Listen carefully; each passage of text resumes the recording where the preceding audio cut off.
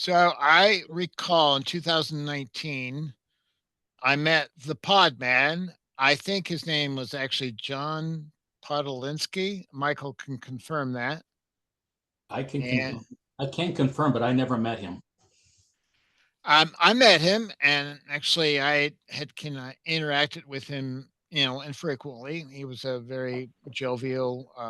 He was a lighthearted person. He was easy to get along with, and he seemed to focus a lot on asbestos. And I forget there was two or three other things too. So I met Michael in person at the 2024 annual training. And he's also a very likable person, and got to talking with him about some of the things he has been doing. And I had suggested that, he has a good demeanor about him, and he seemed to be interested or very knowledgeable about this Department of Energy RAPID toolkit. So I encouraged him to present that. He's relatively new to his position, having started in August of 2022. He's involved a lot with small businesses. I imagine it's a challenge being the state of Montana is pretty large to cover the breadth and width of the state. Michael has a bachelor's in environmental science and a minor in earth science. He worked for 10.5 years in the drinking water treatment and distribution industry. Prior to that, he served in the U.S. Navy, and thank you for your service. Roughly 12 years on three different submarines, and then 8.5 years in the service reserve training. And he retired from that in 2012. So, without further ado, take it away, Michael. Thank you, Mark. Again, my name is Michael Gustafson from the great state of Montana. We're quite smoky right now with all the wildfires, and there's one in particular that we've been keeping an eye on. It's probably within 25 miles of my residence, and it's basically overlooking the Valley of Helena. So it's in a precarious place. It's also perched to go over an initial range of mountains. So that's just one. It's been going on for about a week, and there was already one fatality with a pilot. Unfortunately, she was doing tanker ops with a plane, and I guess lost control. So it's been unfortunate. It is the time of the year for wildfires here in Montana, and if not Montana, the surrounding region. But anyways, moving on, we I want to thank Mark for allowing me to at least share the knowledge of this desktop tool that I encountered. I'm actually placed under the Energy Efficiency and Compliance Assistance section at the Department of Environmental Quality here in Montana. And because I'm privy to a lot of different kinds of venues, I tend to soak in tools that I find essential to help us function more efficiently. And that's why I kind of felt compelled to actually share this toolkit with this group in particular. And if we wanted to throw it on to the National SB site as a quick link or part of a SOP or something in the future, I don't see any problem with it because it sounds like they want this to be shared and disseminated. So without further ado, I'm going to actually talk about the toolkit initially, and then we're just gonna sorry, there was a little bit of feedback. We're gonna play around with the website as well, just to familiarize ourselves, to show you that it actually is applicable to all states and territories and some parts of Canada. So let's see here. So about the RAPID toolkit, the Regulatory and Permitting Information Desktop, or RAPID, toolkit provides permitting information, best practices, and reference material for renewable energy and bulk transmission project development. Uncertainty about the duration and outcome of the permitting process has been a deterrent to project investment and project construction. Providing easy access in one location to permitting and regulatory information for project development, the Rapid Toolkit can optimize the regulatory process, lower project costs, and ease investor risk. The Rapid Toolkit makes regulatory and permitting information rapidly accessible from one location by providing step-by-step analysis of the approval process, contact information for federal and state regulators, best practice information, reference material, and links to permit applications, manuals, and released information. The Rapid Toolkit includes enhanced transparency and understanding of all stakeholders in the permitting process. It facilitates communication among permitting agencies. It saves permitting agencies time by explaining the permitting process to the industry. It helps agencies train new staff and document procedures.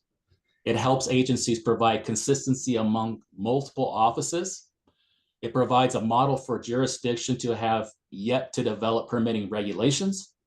It provides a forum for sharing and maintaining permitting processes and documents. It provides data and background analysis to inform policymakers and stakeholders in the development of new regulations, policies, and rules.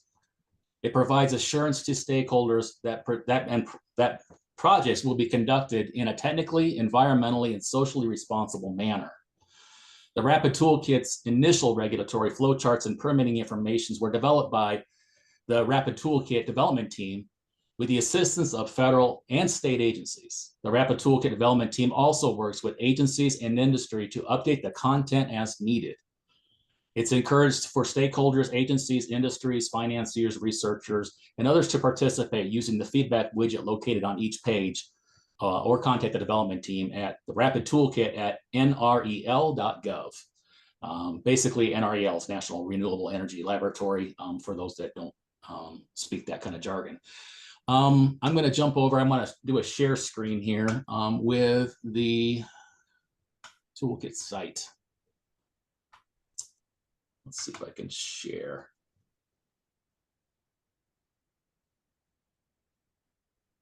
Is there a trick to this, Mark? Oh, there it is. Got it. Let's see here. I don't want you to have to look at my emails. All right. Oh. Did I lose anybody? No, you're good. We're here. Okay. So can you see the desktop screen? We see you still. We don't see your screen right now. Oh, got it. Let's see here. I think when you share screen, you have the option of sharing if you have more than one screen or if you got more than one item up. How's that look? Now we see it. Okay. So we have obviously the open EI, or it's the energy information data and resources. The Rapid desktop here actually has a lot of helpful tools. It talks about both transmission, geothermal, hydro, and solar. Again, this is from the energy side. Department of Energy is the one that kind of is the backbone of the development of this tool. If we scroll over to tools and we go to regulatory and permitting database, this is where the fun kind of begins because it starts talking about the breakdown.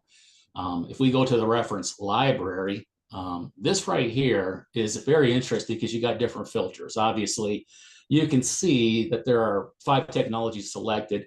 You don't have to select any of them. You can look by jurisdiction. Right now, they're all check marked by default. And then you can view by topic. And so because I'm multimedia at my particular desk, I don't deal with just air. And because our DEQ actually helps with that permitting process, I actually have a link on my SB website for all, and I'm not talking just air, but all permitting DEQ handles. However, that's where the line gets drawn as far as like assisting within DEQ. So the reason why I wanted to share this is because this actually helps us go beyond our DEQs or our agencies in assistance. And so I think in providing a full picture of permitting processes, in particular with your state, you can always peek and see what other states are doing as well, because this is just all inclusive with all the data. Let's see here. Let's just for kicks just do air alone, and we'll do just Montana alone. So it doesn't have a lot because Montana's DEQ actually does most of the regulating with air.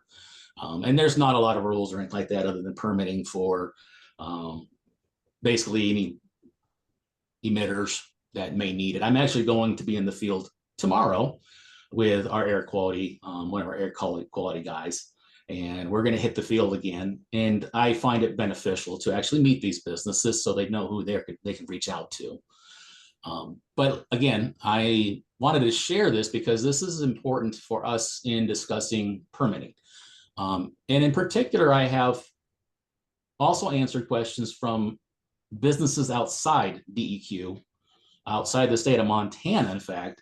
They're looking to move to Montana and had questions about permitting and needed to know what kind of permitting questions or concerns that they would have. And rather than just showing them just what DEQ holds, I provided them this link, and they were very, very gracious and told me how awesome this tool was for them, because it gave them the broad picture of what's going on as far as what do we need to do to get our business rolling in the state of Montana. And so let's just for kicks here, I'll keep it in Montana, and I'm going to keep all the field technologies. But if I go back to, I'm going to do the show all. So as you can see, the jurisdictions, it talks about, you know, the title of the application, the technology that would be applicable for the jurisdiction and the topic. Now, the really interesting thing, so if we go to, let's see here. I don't want to fixate on energy because most of you are not in the energy realm. Maybe we just click on environmental. So we'll just click on environmental issues. And then we'll click on an interest. So air quality program rules and law webpage, or even water quality, but I'm going to pick the air since majority of you are probably air concerned. And it talks about the links. It has cross references. It actually will take us to our DEQ air programs, rules and plans. If we want to click on that, and there we go, we're at the DEQ website. It is a perfect connection, and it is great because it does assist these guys in actually pointing them in the right direction and who they need to talk to. It also talks about their references. I think it's just rock solid as far as a useful tool. I'm not sure if many of you have had a chance to play around with it yet. This obviously was brought up at the SBEEP conference back in the spring, and I had mentioned it to a few, and that's why I kind of was encouraged to give this share of information as another tool for our group. And I really wanted to make sure that if any of you guys or gals have actually had a chance to try this out, if you've had any questions, comments, or concerns, if you enjoy it, if you like it, is there anybody on the call right now? I'm going to stop sharing here so I can see y'all. If there's any questions, comments, concerns, if there's something you want to look at, because it is not my tool. I'm just sharing this tool because I believe it to be relevant to our roles. It allows us to actually go above and beyond just within our own agencies. And so it actually helps the businesses actually paint a bigger picture. And I'm fond of this program or this toolkit. And I really think that there's a lot of other tools out there. And I just wanted to find out from anybody out there who has actually tried this out, played with the website, what your thoughts are.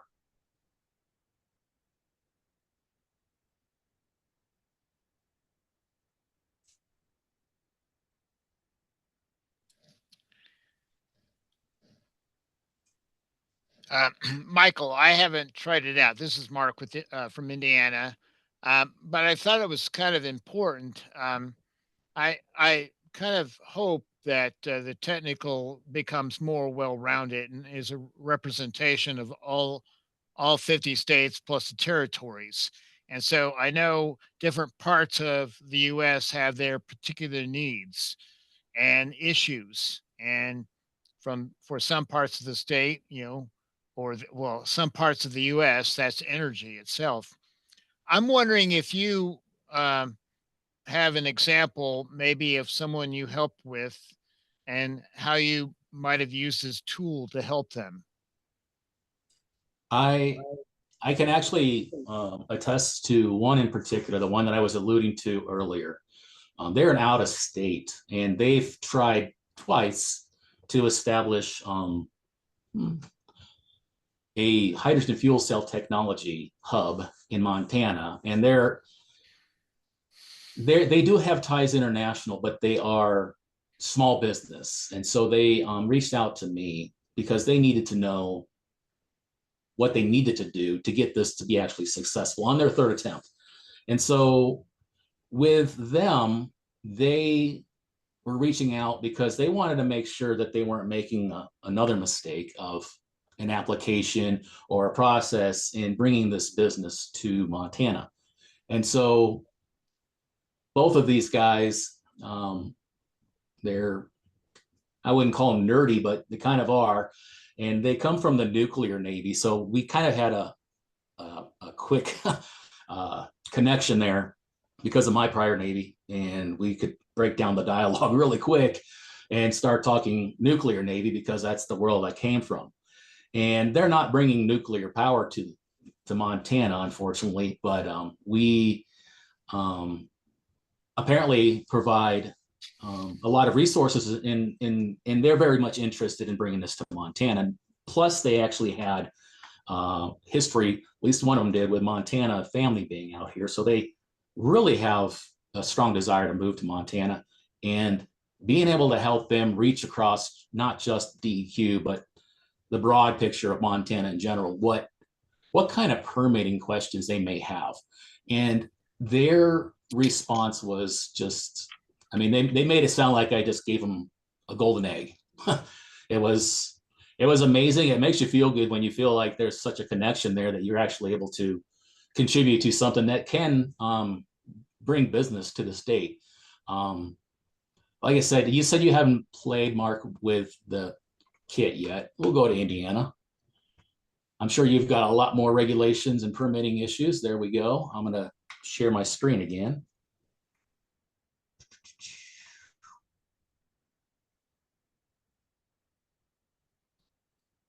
There we go. All right. Are you seeing that one now? With Indiana highlighted? I don't see that yet.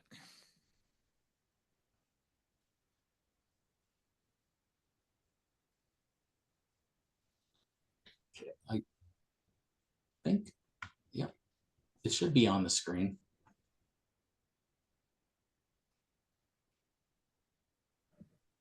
It might be on one of your other monitors, or maybe in a page that is right now hidden. We see you. Okay, now we. Okay, yeah. We're looking at it. Okay, so there's Indiana, and it obviously has you guys have a lot more permitting issues, and so just in that particular field that we were looking at earlier, I'm not trying to make you busy here, but environmental, you guys have probably twice as many as Montana in permitting. Again, this is a permitting tool, but it also provides the relevant resources and information behind the permitting itself. So some of them actually direct to the webpage. Some of them give you straight access to some manuals. It's I think it's kind of an interesting and yet easy to use tool. It kind of also helps me understand like the technology, what kind of technology this does, cover, but it also talks about the topic and it falls under the relevant topic of like environment, air quality. I'm not sure who all is on. If there's somebody else that wants to take a peek at this, if they haven't already tried this tool out. So no jurisdictions covered. We click all of federal. You can look at everything. There's Canada. You can scroll on down if there's a state that wants to shout out. I'm pretty sure most everyone's further east than myself, except maybe for Belinda, who may or may not be on the call. I know we talked yesterday, and that would be Idaho.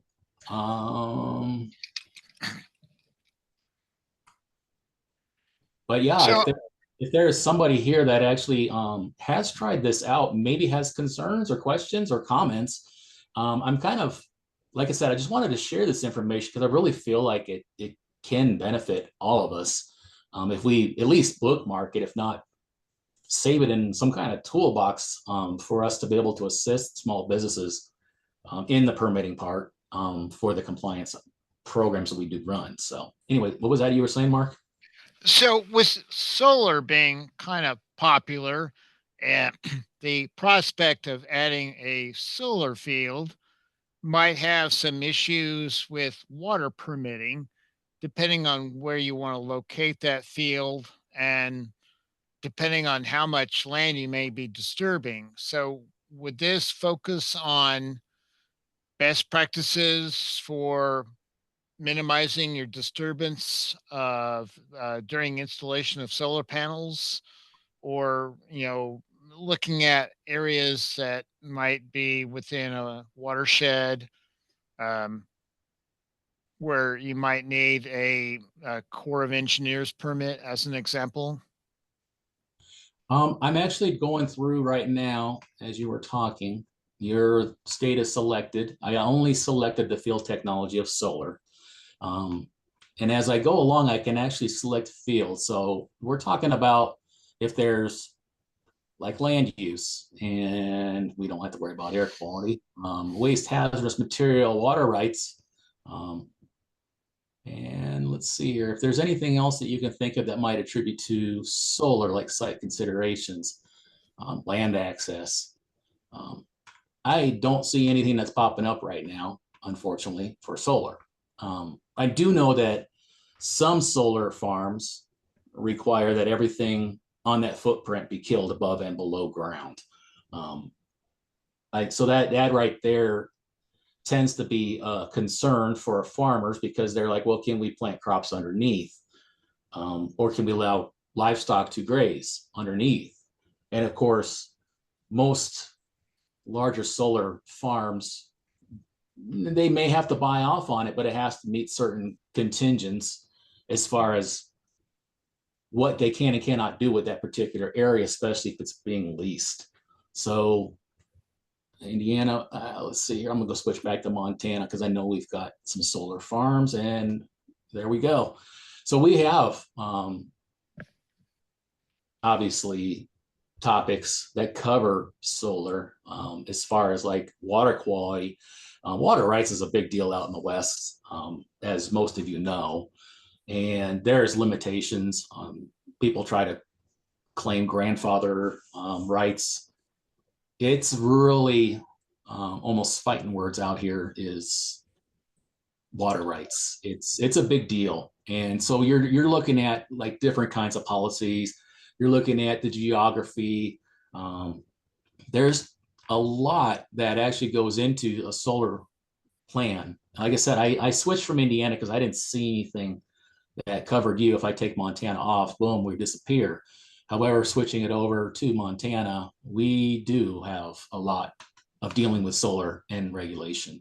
If there's another state on here, let's see here. I'm looking at several of you. There's Missouri, there's Iowa. We can click on Iowa. That would be fun because that's where I used to live before I moved to Montana. Go Northern Iowa, right, guys? If you guys are on here. So we're looking at Iowa, and they've only got one, which is shocking. Let's go to another state, Idaho. Idaho actually has more. I'm not certain why. We'll go to Kansas only has one too. which one? Kansas. Kansas. Let's go to Kansas just for kicks here. And you've got a there's couple. a couple. So I have a question for you, Michael. This is Lena. I'm from Kansas, and I was wondering, is this connected to any of the SBEEPs? Like, for example, the air quality. Many of the states do have air quality resources. So is it connected, linked that way? I think that the input would go at the agency levels. From my understanding, obviously, since we don't have the authority, we assist in the permitting process, but we don't have the authority. It comes from the authorities. So the authorities at your agencies that do regulate air will be the ones with the direct input for the website and the links. I don't know if it's fully developed. I know that there is comments here. So they're basically saying that the Rapid Toolkit is helping developers and agencies by reducing duplication, providing certainty, and facilitating communication.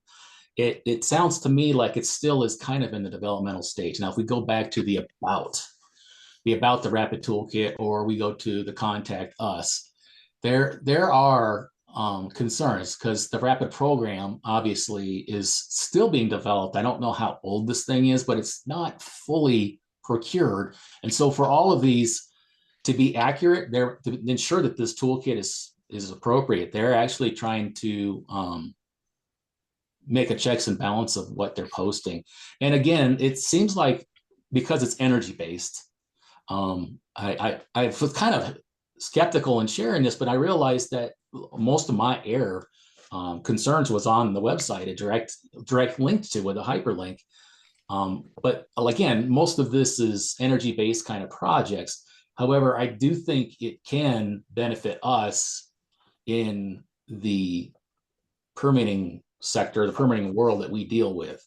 And so if we go, I mean, I'm going to play with another tool here. There's best practices. You got all, let's see here. It taps into several databases, but again, we're talking an energy website that actually has done its best it can to actually assist businesses in knowing what permitting may or may not be required. And so in dealing with this, it's kind of fascinating. And that's why I wanted to make sure that you guys play with this as well, because you want to make sure that this is something that your state may or may not be aware of, is this tool and its functionality as far as its reach. So I just want to make sure in concept, to me, it seems like a great tool. I can take a look at Colorado here and do Colorado only.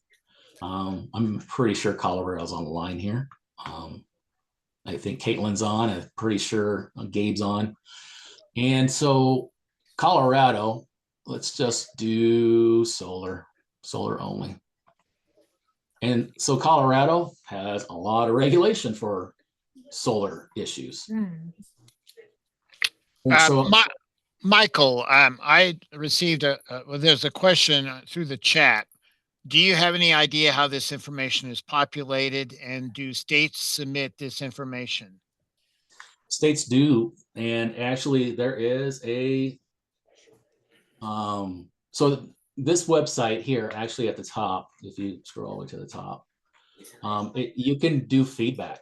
So if you click feedback, you can reach out to them. If something's not accurate, if it's out of content needs updating, other.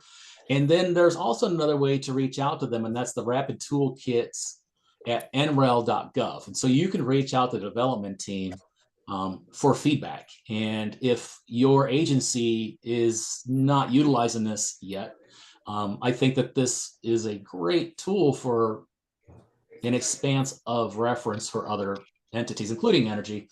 But I really think our SB community could really benefit from this tool. And I'm not taking any credit for this other than just stumbling across it, because it's not well advertised, but it's like, holy cow, you guys actually did something that I wanted to do. I wanted to see if there was any way I could compile, even just for Montana, my own world, and just keeping myself squared away so that if I had questions outside my agency, I could reach across to DNRC, because we're not a DNRC, we're a DEQ, and we actually were one and the same, I guess, about 20 years ago. And so DEQ and DNRC are split. Well, DNRC deals with the resource in its basics, and then DEQ deals with its emitting or permits or any kind of, pollution possible. So yes, you can. It's in the about. So if you click on the about, right there is website. A quick link. You can actually shoot them an email. And I have once reached out to them and I questioned something. I can't remember what it was when I first came across it. And they clarified it, that you're doing their best to keep this up to date. And what it's doing is it's encouraging people to update this. It wants people to reach out if you're seeing something that's not right or not working, because they want, and this is Department of Energy. So obviously this is a world that a lot of us don't really deal directly with. I'm placed under the Department of Energy, not DEQ's Energy Bureau, should I say, because they have to put me under a non-regulatory position. Air quality in our state is regulatory, and so our energy is not. And so our energy program is very lax. They do push clean energy. They push all kinds of clean incentives, but we don't have a regulatory program for energy in the state of Montana. In fact, we don't even have an energy policy. It actually was scrapped this last legislature because, I don't know, they got frustrated and decided that we're going to just ditch it and start from scratch. And they never did. And they just scratched. So it's scrapped. Governor even signed off on it. So we don't even have an energy policy right now, which is the running joke. But this next legislative round, they're talking about starting a brand new one. And so because our staff are still here, they're still helping people in energy efficiency and compliance. And there's also energy planning. I know that they're in their own world. I try to be as interactive as I can, which is why I was privy to this particular website. And I hop on a lot of their calls and their conferences, their stakeholder meetings. And it's really kind of interesting and intriguing to actually listen to their concerns on the energy side, even though it has very little to do with an SB program. But they do kind of welcome my presence because my insights sometimes can be intriguing to them. So anyways, I've been yammering on for a while. Is there anybody that has questions, comments, concerns? We did have some questions. It seems that there's a void in the New England states, and it seems like there's a void as far as wind power.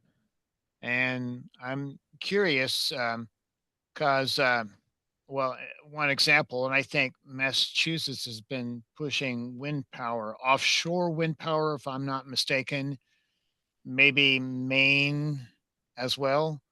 Um, so I'm wondering, since this may be still early, that maybe some of the other states, like New England states, will eventually be added to the rapid toolkit, and will perhaps wind power be added. Um, I know in Indiana, we have a part of the state, the north west part of the state, that has a lot of wind power, and that is a bit controversial. In that it's on someone's property, they think it's an eyesore, and so forth and so on. And I think there is potential issues with the endangered species as well. I really have no idea why they've excluded New England. I also don't see Florida on here either. So it's like I said, it's still in development. I do think more and more states, when DOE reaches out to them, will probably compile their data onto this website, because this is not meant to be exclusive. They're trying to benefit all states. And so maybe it's just something that has not been compiled yet for DOE to yet publish up here, or maybe there's just not enough information to publish.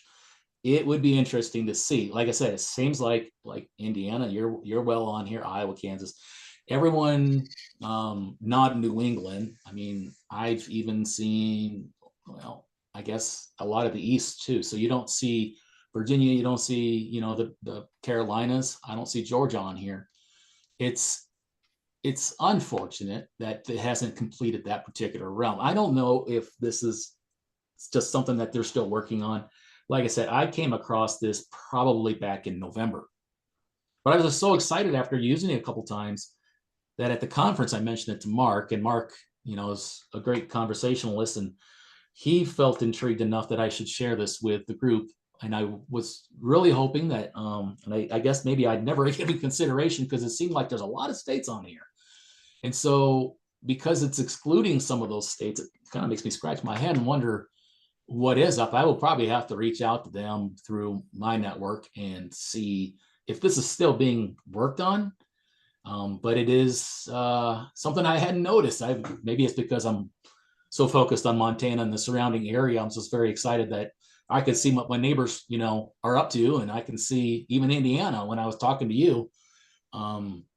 I mean, Alaska's on here. It's kind of interesting. I mean, you got everybody, I would say, west of the Ohio Valley that's on here. And even including New York and Pennsylvania. It's just weird. So yeah, thanks for bringing that up to my attention. I had not noticed that. So another question. What is my projects? That's in the upper right-hand corner. Yeah. What is that? My understanding, so this is something that I've had some businesses question about what is this to do? So you can create an account. So I've not done this because I don't have any projects, but let's go ahead and do this just for the sake of doing it. So if you wanted to do it, you could register with a username or password, or you could just create one with Google. I don't have a Google account, so I can't move any further. But if you did, I think maybe I could use my Montana DEQ. I'm not sure.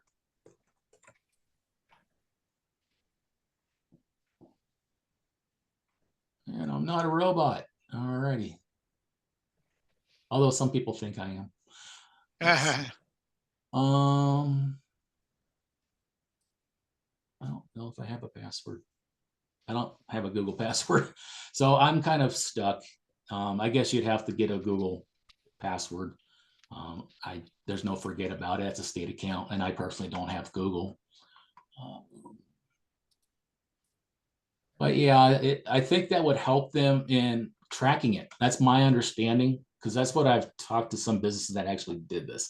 And so like they would go back and log in on projects to kind of track who they've reached out to. So if you started one of these, you could actually track your permitting projects that you've actually started so that they can actually help you keep your own login account for these permits that you may have actually reached out to.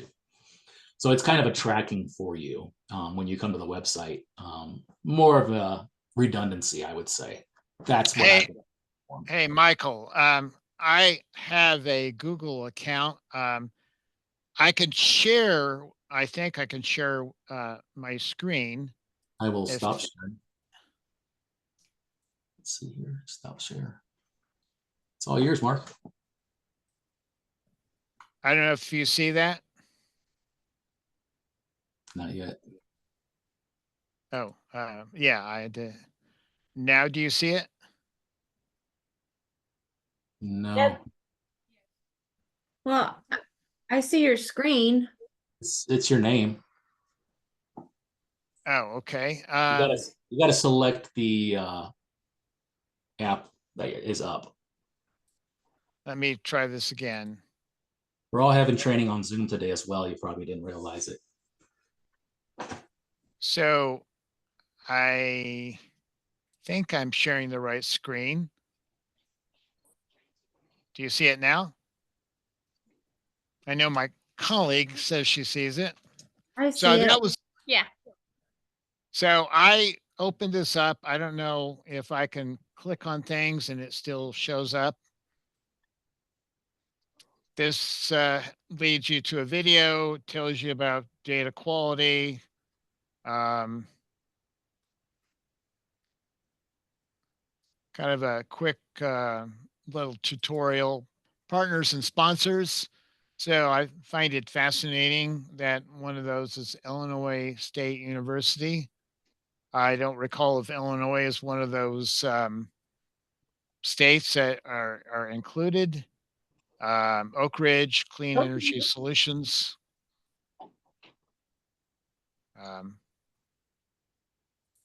That kind of goes along with a question that came up. Oh, Caitlin, do you have a question?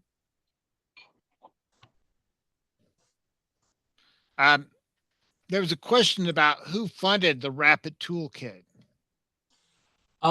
So it says here it was developed by the National Renewable Energy Laboratory, or NREL, from the funding of the Department of Energy Office and Energy Efficiency and Renewable Energy and the Office of Electricity. The additional support provided by Tetra Tech, Environmental Management and Planning Solution, Inc., Kearns and West, and Sherlock Solutions. You can click on their website here. I'm on another screen here, but basically, because I'm not sharing my screen right now, it'll pull up your development team. So the Rapid Toolkit team talks about The Department of Energy, Western Governors Association, NREL, aligning with government directives. It talks about transforming the grid, transforming the 21st century infrastructure, implementation plan for the Presidential Memorandum and Modernization and Structure Permitting Steering Committee on Federal Infrastructure Permitting and Review Process. Improving performance in federal permitting and review of infrastructure projects, implementing Executive Order of 13604 on improving performance of federal permitting and review of infrastructure projects. So basically, there's all kinds of directives behind this. It basically, if you go to the About button on the top, the drop down, it would be, like I said, you're in the part that is outside of that.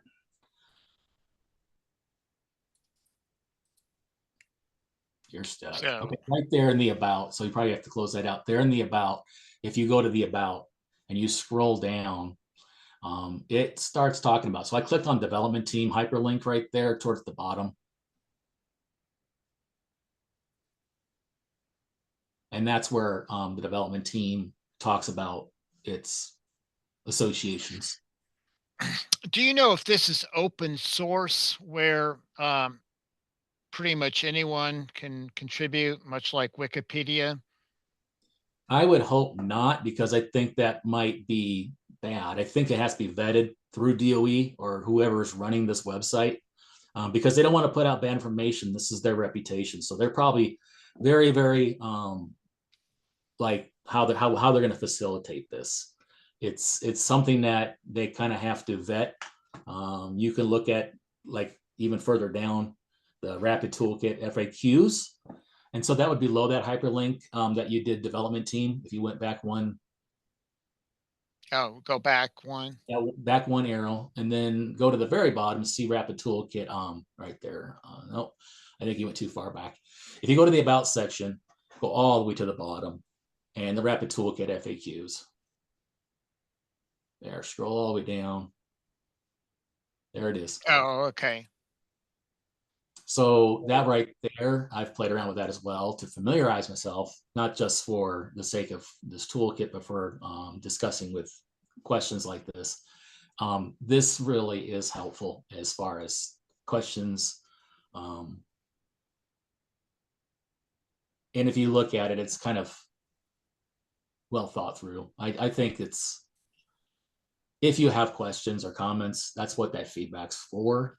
If you want to find out that particular answer, because I'm obviously just sharing this website, I'm not the originator, I'm not the architect of it, but I am very pleased with this as far as the assistance role it's given to me, and it makes you look like you're well organized. It's just, to me, it's been very, very helpful. I am curious about hydropower. I mean, there are no new dams going in. In fact, I'm trying to think of if there's any hydropower in Indiana that generates energy. But I'm wondering out west where water is more scarce, is that happening at all? Anyone building dams to generate power? As a matter of fact, Montana is a big hydro state. In fact, Helena's powered by one hydro dam, and I'm literally 25 miles north of the headwaters of the Missouri. So there is one dam that's about 20 miles to the south of me, which helps to create a reservoir called Canyon Ferry Lake. And Canyon Ferry Lake is still the Missouri River, but because there's another dam up by Helena, both of these are hydro. They obviously it's underscored by the Army Corps of Engineers. However, if we look, I'm obviously not in control, but I'm gonna take a quick peek here. Montana, and we'll click off these other ones. They were Montana only, and we'll do hydropower only.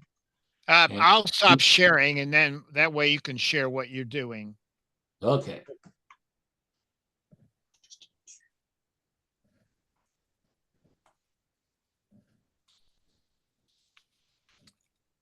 All right, can we see that now? Montana, and we've got hydropower. Now, it's interesting because we're a big energy state, which many of you probably already know, whether it's coal, wind, hydro, obviously with the prospect of being a hydrogen fuel cell hub. There's petroleum, you name it. But the thing is about hydrogen power here, just that alone is free energy because we have the Missouri River that cuts across the state. There's probably, my guesstimate, at least 8 dams on the Missouri just in Montana alone.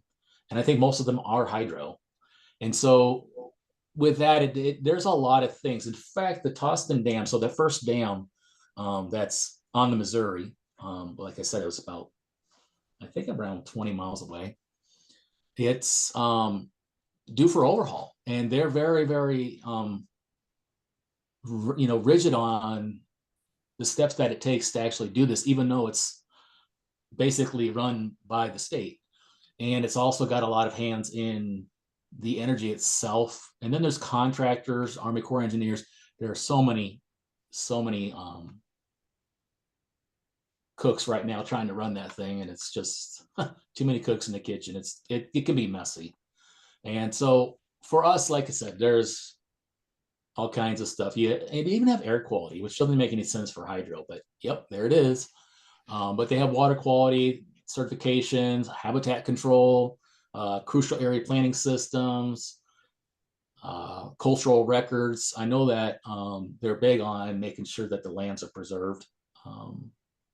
But like you have Montana's MEPA, our Montana Environmental Policy Act, and it's very sticky on things. It's going to pull you right straight up to that council, and so it'll take you right to the Policy Act. Oh, okay. And so it pulls it up literally. I'm not sure how many pages that is, but as you can see, it's like they threw a book on here. It's 108 pages, but the link is right there. It's in PDF. And yeah, it's our legislative policies. Are there any new dams going in place? I would see that there would be a balance between green power, as in no emissions, at least as far as combustion, but then there would be loss of habitat, um, from the placement of, or the backwater, the area that would be consumed by the reservoir itself. So I don't know if there's any new dams going in place, perhaps somewhere out in your area, maybe in Montana, maybe Colorado, or Idaho. Well, the Missouri in our case, because there's lots of other tributary rivers like the Yellowstone, the Gallatin, Madison, the Jefferson, all these rivers, they converge into the Missouri. Obviously, there's been issues with the Yellowstone, and as of, I think it was last fall, we had a train derailment over a trestle, and then it infiltrated a lot of asphalt into the Yellowstone River, which affected a lot of the river. And it's a big concern because that was a big mess, and it dumped a large amount. I mean, it was like 6 cars just dumped their load in the river because the train trestle itself actually failed, and it was already slated to be overhauled or renovated. And so that actually will affect the Missouri ultimately. The Missouri actually goes from, in Montana, it starts in the southwestern portion where I'm close to. It kind of migrates up by Great Falls, and then it kind of meanders across the state all the way to the west, and actually goes into South Dakota, cuts South Dakota like in half. That's your time zone. And then it continues on to make the west coast of Iowa and the east coast of Nebraska, and keeps on going through Missouri. So it is got a very fascinating path. I don't see anything going in Missouri wise as far as new dams because there's already water quality concerns. And I know that they're just worried about maintaining what they do have. I think the bigger push is more in like the calls that I've been hearing. Like I said, I don't hop on all of them, but it is fascinating the ones I'm allowed to attend. These stakeholder meetings is that there are pushes for wind, solar. Um, they're they're trying to do some more explorations for other energies. I know where our big concern in our state, obviously with mining and petroleum, is rare earth metals. But we're a big petroleum state as well. Not Texas amount or Alaska amount of oil, but we do have our share, and there's refineries in the state as well. And then that does fall into the air permitting world. So the tanks world, the petroleum world, and my air quality world, they do converge a lot. And that's why my role overlaps a lot into multimedia, is because of the other areas that converge on each other. And it's kind of good that I'm actually in a lot of groups that I can actually partake of so I can understand their perspectives. So I didn't realize they mined for rare earth metals in Montana. That's this exploration of it right now. There are talks right now because it's contentious because there are talks about Butte is already slated as a Superfund site. Actually, I think there's 2 Superfund sites there, and they want to actually utilize some of that Superfund site to explore rare earth metals because it's still under federal funding under a Superfund.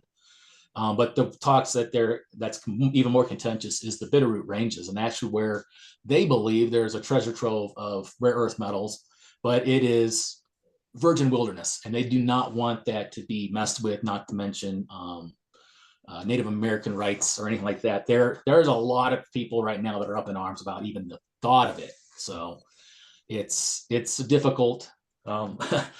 It's definitely talked about throughout the state. There's just a lot of people that do not want that particular area even touched. And so Butte is of high consideration because it's already a tarnished area. Beautiful town. And if anybody's ever been to Butte, you realize that there is one spot that is pure open cut where they took away a mountain, and that was during the copper era, which is a big boon at that time and actually developed that city into a pretty wealthy city at the time. It's just really unfortunate they were not careful, and so they ended up polluting the waters, and there was just a lot of issues, and you could read up on it if you have time. So I know I've been monopolizing a lot of Michael's time. Certainly other people might have questions. I am appreciative of you, Michael, being willing to present on this topic. I've been wanting to encourage more states who aren't or have not been as vocal or sharing their knowledge and experience for their particular needs in their areas of the state that maybe other parts of the U.S. like Indiana or the New England states or the Mid-Atlantic states might have different needs and might not fully appreciate, what you are encountering, Michael, or are you, Caitlin, in Colorado, or I think Zach's on the line, Nevada. Um,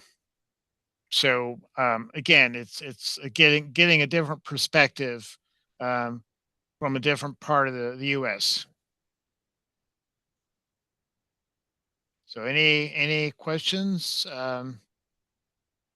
I think I'm done. I don't have anything more I want to ask. I again do appreciate, Michael, you're willing to present on the Rapid Toolkit. Um, it's given me something to think about. Maybe spend a little time exploring it, and now that I have an account, maybe see what I can find out. You mentioned earlier about an energy policy. I kind of had to look up in Indiana. So it looks like we do have an energy policy. We have a separate group. It's the Indiana Office of Energy Development. Um, I don't really know a lot about it. So I don't know what quite all they do from that standpoint. The irony of Montana is that our energy agency is within the Department of Environmental Quality. Now, there's obviously been some lawsuits lately, and it's probably made national news. They're still waiting outcome for appeals. there's powers that be that seem to think that the DEQ has more authority than it's actually given. And that's the unfortunate thing, is because we're limited on what they can do. If they meet criteria, it's actually policy for them to approve. You don't have decision-making authority to say, no, we don't want that business. If their permit lines up, you may not agree with that particular business, but DEQ is obligated to approve it under statute. And that's what the unfortunate thing is. There's a lot of just misunderstanding. And that's why I think this tool site's kind of insightful for people to actually say, hey, let's go to this site here and find out about, see if Iowa or Montana or Indiana or Missouri, what their regulations are as far as energy go, and compare apples and oranges and see what they're saying. So it's kind of, like I said, it's unfortunate. I hadn't really noticed that New England was excluded, and don't think it's on purpose. I'm pretty sure that's in the works. Like I said, New York and Pennsylvania are on there. It's probably making its way, but it also didn't make it to Tony's World over there in North Carolina. So I'm pretty sure it's just a matter of time. So.